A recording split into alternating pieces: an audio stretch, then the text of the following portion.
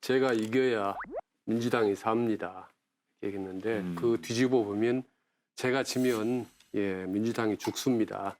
이런 뜻이 아니겠습니까? 근데 저는 이제 민주당이 과연 금태섭의 탈락이 패배가 과연 어떤 영향을 가져온지 득과 실에 한번 냉철하게 한번 되돌아봐야 된다고 생각을 합니다.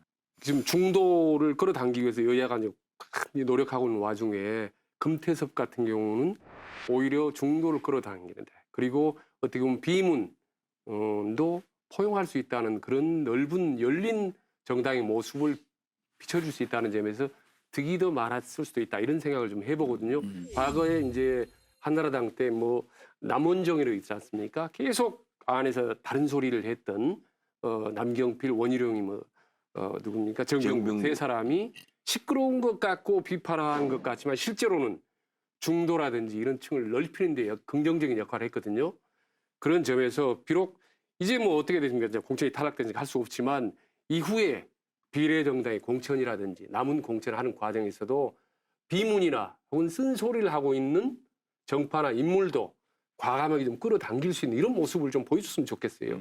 저는 이게 민주당의 제일 과제라고 보고 이번 총선의 승패를 좌우할 정도로 저는 중요한 저는 핵심적인 요소라고 봅니다. 저는 이제 정치 한복판에서 직접 정치 일선에서 뛰는 입장에서요.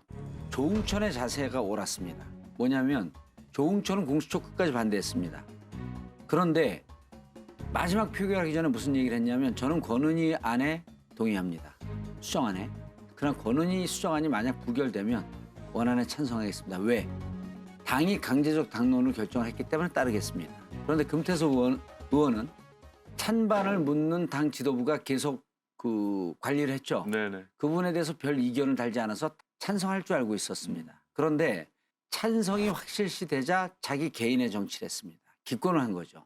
오히려 이제까지 공수처를 반대했고 정말 소신이 있었다고 한다면 반대했어야죠. 그래서 저는 금태섭 의원의 탈락은 첫 번째 이런 정치적 영향도 있고 막상 지역에 가봤더니 지역 관리 너무 안 했습니다. 그러면 그건 잠깐만요. 그래서 저는 금태섭 의원의 탈락이 민주당을 지지하고 있었던 중도층이 떠날 것이다라고 하는 것이 환상이고 잘못된 분석이기 때문에 금태섭 의원의 탈락이 결국 이번 총선에 아무런 영향이 없다. 저는 그거는 전형적인 정치인의 시각이라고 보거든요.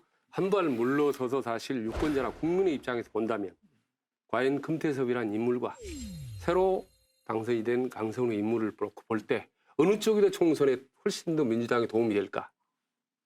이거는 쉽게 짐작을 할 수 있는 부분이 아닙니까? 국민의 입장에서 한 발 건너서 본다면. 당원 50%였었어요. 당원 50%와 그다음에 일반 유권자 50%. 물론 일반 유권자도 민주당 지지자와 무당층을 같이 섞었기 때문에 전체적으로 보면 민주당에 관심 없는 사람들 그 유권자가 이번 그 경선 과정에서 25% 내지 30%쯤 반영됐습니다. 일반인들의 시각도 역시 한 30% 정도 반영된 상태에서 나온 65대 35의 결과다. 일단 결과는 나왔기 때문에 지켜봐야 되겠지만 제 시각에서는 큰 영향 없다. 만약에 금태섭이 이 친문이었다면 또 공수처라든지 조국에 대해서 계속 우호적인 입장을 했다면 과연 이번 경선에서 탈락을 했겠느냐. 탈락 안 했죠.